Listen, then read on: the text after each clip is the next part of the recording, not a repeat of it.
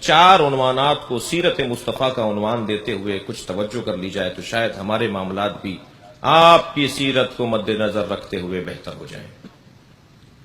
کوئی انسان کامیاب شمار نہیں ہوگا جب تک کہ وہ ان چار باتوں پر خاص توجہ نہ دے۔ کوئی شخصیت بن کر نہیں آئے گا سامنے جب تک کہ وہ ان چار باتوں کی طرف خاص اس کی توجہ نہ ہو۔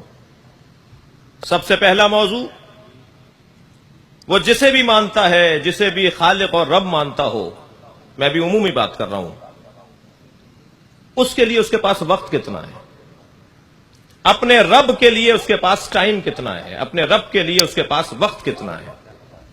جو شخص ساری دنیا کے لیے وقت رکھتا ہو مگر اپنے رب کے لیے اس کے پاس وقت نہ ہو، یہ کمزور انسان ہے، کمزور شخصیت ہے اس کی۔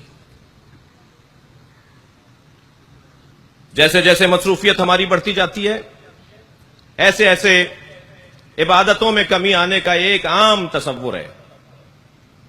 افسر ہو گئے ہیں، گریڈ بڑھ گیا ہے، مصروفیت بڑھ گئی ہے، فلاں اس میں داخلہ لے لیا ہے، اب ٹائم نہیں مل پاتا، لہذا اب نماز جماعت میں شریک نہیں ہو رہے، پھر آہستہ آہستہ نماز بھی قضا ہونا شروع ہو گئی، اور پھر ایک وقت آیا کہ جمعے کی نماز اور پھر عید کی نماز تک محدود ہو گئے۔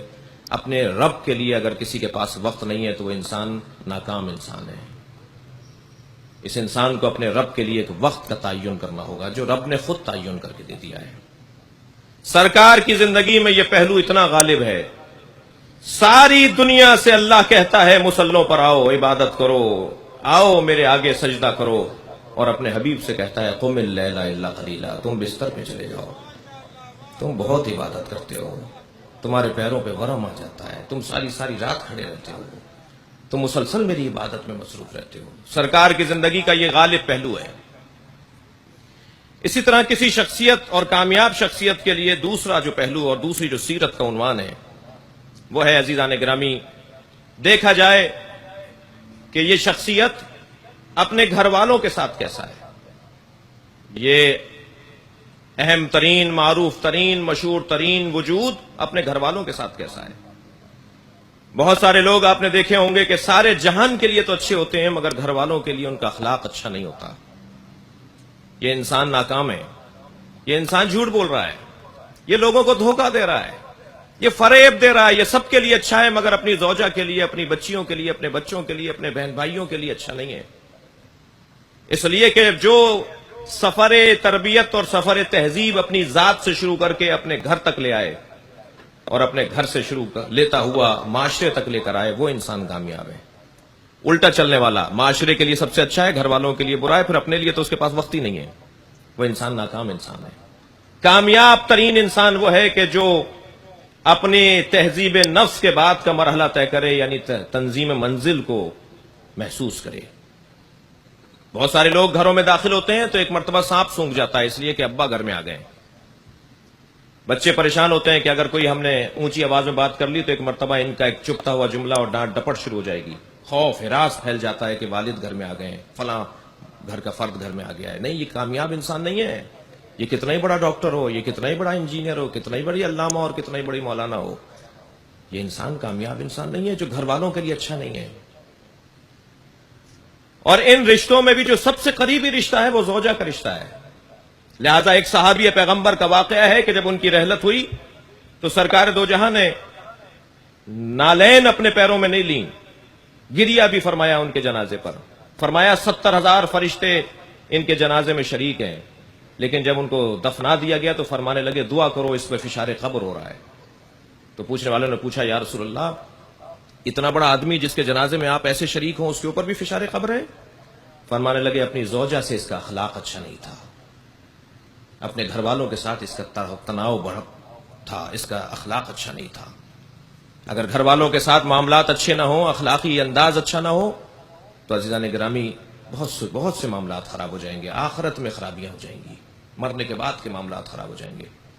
تو معلوم یہ ہوا کہ کامیاب انسان کا ایک عنوان یہ ہے کہ اس کے گھر والوں کے ساتھ اس کا اخلاق اچھا ہو، اور سرکار کی سیرت میں یہ پہلو بھی غالب ہے۔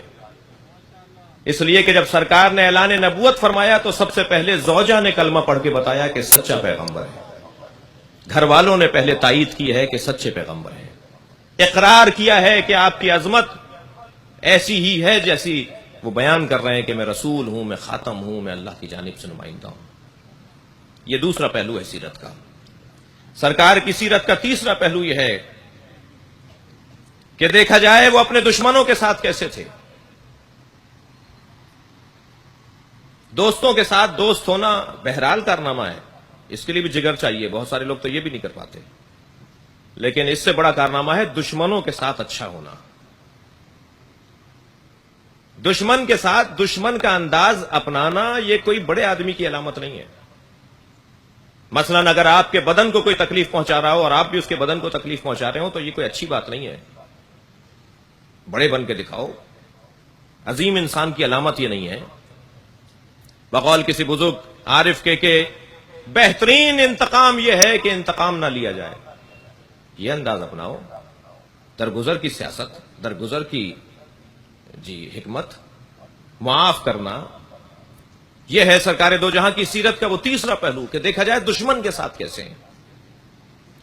ویسے بھی عزیزان گرامی، یہ جو پاکستان میں ہمارے ساتھ ہو رہا ہے، یعنی سنی شیعہ سب کے ساتھ ہو رہا ہے، اس پاکستانی کے ساتھ ہو رہا ہے، اس ملک کے بسنے والے کے ساتھ جو زیادتیاں ہو رہی ہیں، وہ ہمارے دشمن کا جو انداز ہے اس میں ہمیں کچھ اپنے رویوں کو کچھ اور کرنا ہوگا، کچھ بہتر کرنا ہوگا. اسی سیرت کے عنوان سے کچھ نقطہ حاصل کرنا ہوگا. سرکار دو جہاں اپنے دشمنوں کے ساتھ کیسے تھے؟ جنہوں نے مکے میں آپ کو پتھر مار کر لہو لہان کر دیا، آپ کی نالین پاک خون سے تر ہو جاتی تھی.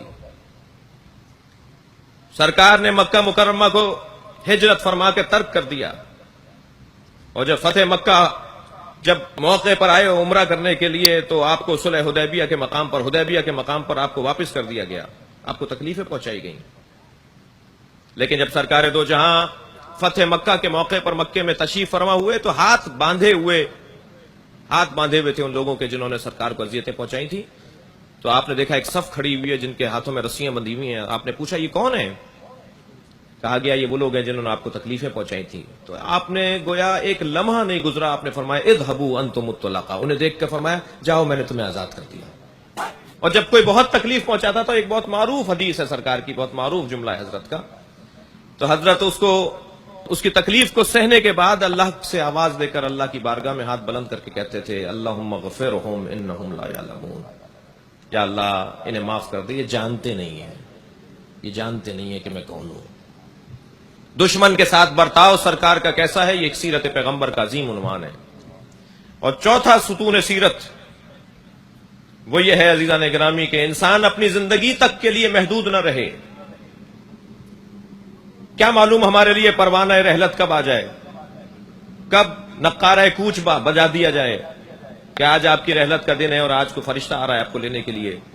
تو کیا میں اپنی زندگی تک کے لیے محدود انسان ہوں یا مجھے اپنی زندگی کے بعد کا بھی اہتمام کرنا چاہیے؟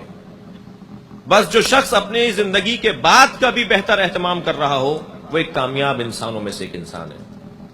سرکار دو جہاں نے بھی اپنے جانے کے بعد بظاہر اس دنیا سے پردہ فرمانے کے بعد کا اہتمام کیا ہے قرآن اور اہل بیت اور سنت کو چھوڑنے کا عنوان.